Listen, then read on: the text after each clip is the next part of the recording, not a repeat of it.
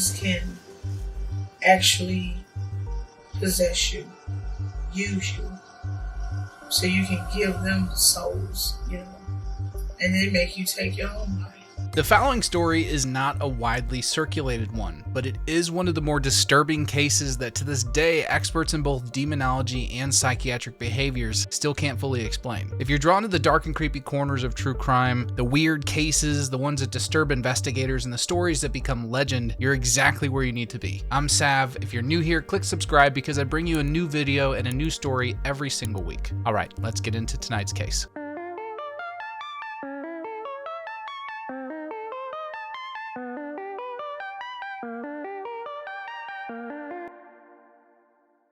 Our story starts in Gary, Indiana. It's 2011, and a woman named Latoya Ammons just moved her family into a small rental house on Carolina Street. It wasn't a big move for the family geographically speaking. They had just come up from Indianapolis, which is about an hour south of Gary, Indiana. But it was meant to be a fresh start for the family. Latoya was a single mother of 3 children. She had a 12-year-old daughter and 2 sons, aged 9 and 7. And life had not been particularly easy for the Ammons family. Money was very tight, and the kids had already racked up enough absences from school that even the Department of Child Services had flagged Latoya for educational neglect back in 2009. Now, Latoya's mother, Rosa Campbell, lived with them at the time. She had moved up from Indianapolis with them, and Rosa was deeply religious. She attended church services regularly and was very active in her faith. Now, the house itself was nothing special. It was 3 bedrooms, 1 bathroom with a screened-in porch, and a concrete basement that had been painted blue at some point. But other than that, just a regular house on a quiet residential street. The landlord, a man named Charles Reed, had owned the property for about 33 years, and in all of that time, he never had a single tenant complain about anything out of the ordinary. However, within days of moving in, Latoya Ammons and her family started noticing something strange on the screened-in porch, specifically large black flies that had taken over the entire space. Now, this was December in northern Indiana, so flies in the cold are already pretty unusual, but what really bothered the family was that no matter how many flies they killed, more just kept coming and coming and coming. Now, a few weeks after the flies showed up, the family actually started hearing footsteps at night. They started off very slow and deliberate, climbing the basement stairs, and then eventually they would start to hear the creak of the basement door opening into the kitchen. But every time somebody went to go check on it, there was nobody there. This naturally started weirding them out, so they started locking the basement door. And over the next few months, the family reported a string of strange experiences in the house, like shadowy figures moving from room to room, or waking up feeling suffocated or like somebody had their hands around their throats. Now, at some point, most people would be looking for somewhere else to live, but Latoya's family couldn't really afford to just up and move, so they stayed and tried to make the best of it. But things took a more serious turn on the night of March 10th, 2012. It was around 2 o'clock in the morning, and the family had recently lost someone close to them,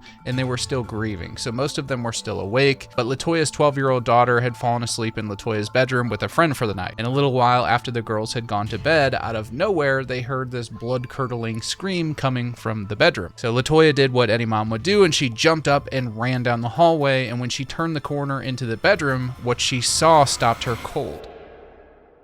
Her 12-year-old daughter was unconscious and hovering above the bed. The family immediately gathered around the bed and started praying, and according to their account, she slowly came back down. When the girl woke up, she had no memory of what had happened, and the friend who had been in that room was the one that was screaming, and she refused to ever come back into the house. Several other family members who witnessed it that night packed up and left and never came back either. After the family had started desperately reaching out for help, they called local churches, most of which dismissed them entirely. But one church did come out. They walked through the house and told them it had spirits. Their advice was to scrub everything down with bleach and ammonia and draw crosses with oil on every door and window. The family also brought in 2 clairvoyants who took one look around and told them the house was infested with 200 demons and that they needed to get out immediately. Since leaving wasn't financially possible for the Ammons family, they decided to try something else. They built a small altar down in the basement with a white cloth, a candle, and a crucifix, and then went room to room smudging the entire house with burning sage and sulfur while reading Psalms 91 out loud. The house went quiet for 3 days. Then things got significantly worse.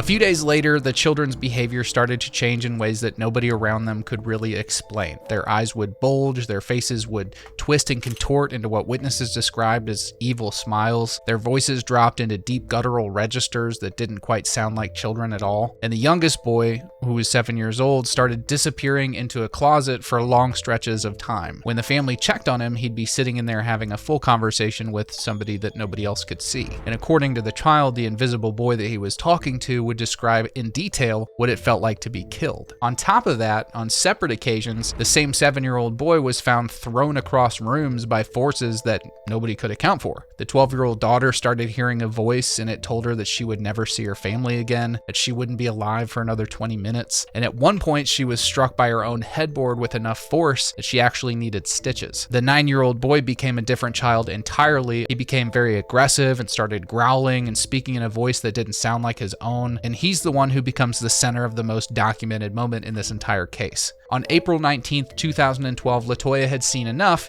and decided that she was going to bring the boys to the family doctor. So while they were in the examination room, both boys began cursing the doctor in voices he described as deep and demonic. The doctor had been practicing medicine for nearly 20 years, and he told investigators afterward, and I'm quoting here, "I was scared myself when I walked into the room." While they were there, medical staff had actually reported seeing the youngest boy lifted off his feet and thrown into a wall with nobody touching him. Both boys then lost consciousness and couldn't be revived in the office. So someone dialed 911, and a couple minutes later, 7 or 8 police cars showed up, multiple ambulances, and the boys were taken to Methodist Hospital in Gary. At the emergency room, one of them came around and in a voice the staff described as not sounding like a child said, "I've been here long enough, I came to kill and I want to kill now." And when the 7-year-old eventually woke up, it took about 5 grown men to hold him down. And what happened next is the part of the story that's hardest to walk away from, because it didn't just involve the family, it involved people with no connection to the Ammons family whatsoever. A government caseworker, a registered nurse, a hospital psychiatrist, all of whom put what they saw on record. A Department of Child Services case manager named Valerie Washington had come to the hospital that day to interview the boys. It was a routine part of her job. With her in the room was a registered nurse, Willie Lee Walker, a hospital psychologist,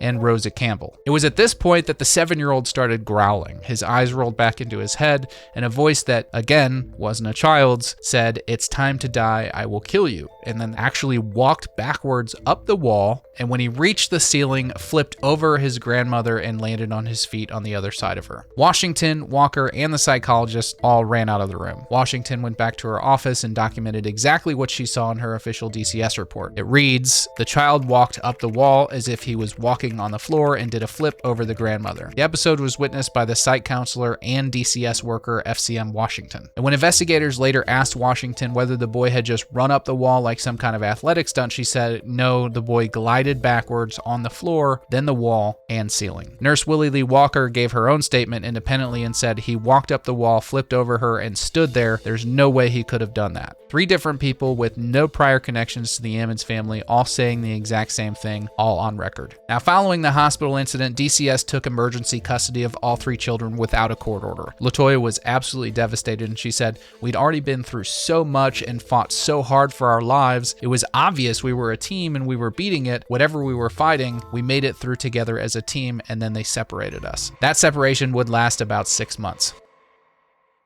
The morning after everything that happened at the hospital, a Catholic priest named Father Michael Maginot got a phone call, and it didn't come from the family. It actually came from a chaplain at the Methodist hospital where the children were located. The staff there had been so shaken by what they witnessed that they reached out to the church directly and asked for an exorcism to be performed on the 9-year-old boy. So Father Maginot went out to the Carolina Street house on April 22nd to see things for himself. He spent about 4 hours there with Latoya and Rosa, and during that visit, a bathroom light kept flickering on and off, stopping every single time he walked over to look at it. The kitchen blinds swayed with no air current. There were wet footprints appearing on the living room floor with no explanation. And at one point, Latoya told him that she had a sudden headache, and when Maginot pressed a crucifix to her forehead as a test, she immediately began convulsing. So he pulled the crucifix away, and the convulsion stopped. Father Maginot had seen enough, and he concluded that the family was being tormented by demons. He blessed the house, told them to leave and stay somewhere safe, and he left. A police walkthrough of the house was organized not long after, partly to satisfy the DCS home inspection requirement, and partly because word had gotten around and officers from multiple departments had started asking to come along. So Gary Police, Hammond Police, Lake County officers, Captain Charles Austin, which was a 36-year veteran of the Gary Police Department, was also part of the group. He went in fully convinced that the family was running some kind of scam. And during the walkthrough, one of the officers' audio recorder died despite the batteries having just been replaced, but a second officer recorded the visit, and later when he played back the tape, he heard something in the middle of the recorded conversation that hadn't been audible at the time. It was an unidentified voice whispering the word "hey." They also took photographs in the basement, which showed a cloudy white shape in the upper corner that, when enlarged, appeared to resemble some kind of face. A second greenish figure appeared in another frame, and Captain's own iPhone photos showed what he described as strange silhouettes.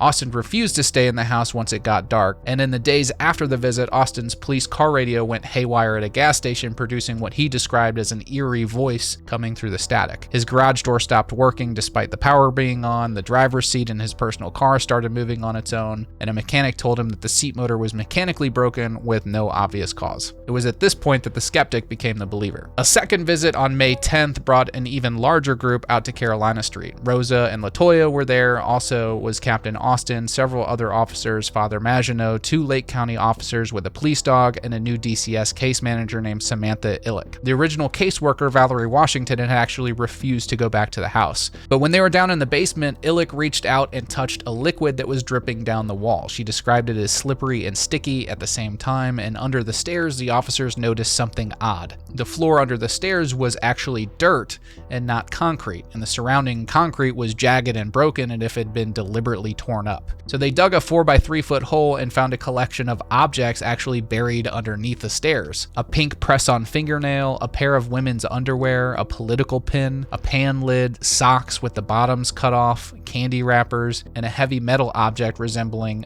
a drapery weight. It was a strange collection of things to find under the floor of a basement. In the back bedroom, the officers actually spotted an oily substance oozing out of the Venetian blinds. 2 of them wiped it off completely with paper towels, sealed the room, and the guards stood right outside the door for about 25 minutes, making absolutely sure that nobody went in. When they opened the door and went back into the room, the substance was back on the blinds. And at some point during the visit, Illick's left pinky finger suddenly turned white, and she said it felt like it was broken. She had a full panic attack and had to leave. And in the 30 days that followed, Samantha Illick suffered 3rd-degree burns in a motorcycle accident, broken ribs in a jet skiing accident, a broken hand, and a broken ankle. 4 separate incidents within 30 days. Father Maginot put together a detailed report and submitted it to Bishop Dale Melchick, formally requesting permission to perform an exorcism on Latoya and her family. The bishop said no. He hadn't authorized a single exorcism in 21 years, and he wasn't about to start now without more consultation. He told Maginot to go talk with other priests first, and when Maginot reached out to the colleagues, their advice was to look it up on the internet, so he did. And he found out that minor exorcism doesn't require church approval at all, so he decided to perform one on Latoya himself. A ritual that ran nearly 2 hours and was conducted in the presence of both 2 police officers and Samantha Illick. Illick described it afterwards as, "We felt someone was in the room with you, someone breathing down your neck." Maginot submitted his report to the bishop, and this time Melchick granted permission for a full church-sanctioned exorcism. Maginot performed 3.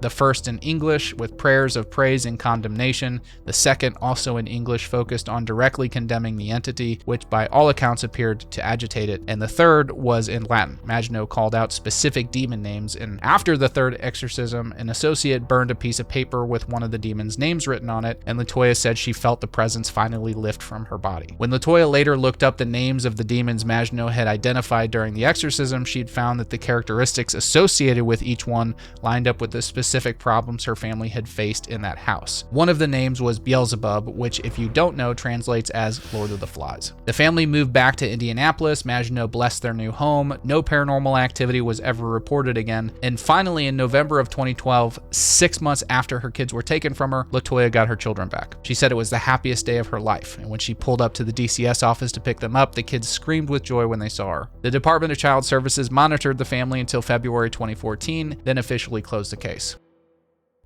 Now here's where you get to make up your own mind, because the skeptics have some legitimate points. A skeptical investigator named Joel Nickel published a detailed rebuttal in the Skeptical Inquirer. He pointed out that the school absences the family blamed on the haunting were actually a documented problem going back to 2009, 2 years before they moved into the Carolina Street house. He noted that Latoya was behind on rent and that the landlord later claimed that she used the paranormal activity as leverage in payment disputes. And the shadowy figure Rosa saw, he argued, was almost certainly a hypnotist hypnopompic hallucination or a waking dream, which is fairly common. As for the walking on the wall, his explanation was pretty simple. He says that Rosa was holding the boy's hands the entire time and that her rigid arms would provide enough support to brace an agile kid doing a stunt like this. The psychologists who evaluated the children weren't convinced either. Multiple doctors concluded that the kids were acting deceptively and in line with what their mother had believed. One specifically noted that the youngest boy only appeared possessed when he was being challenged. The rest of the time, he was, in her words, completely coherent and logical. The landlord thought the whole thing was a hoax, and neither the tenants before the Ammons family nor the ones after reported a single unusual event. Years later, Zach Bagans, the host of Ghost Adventures,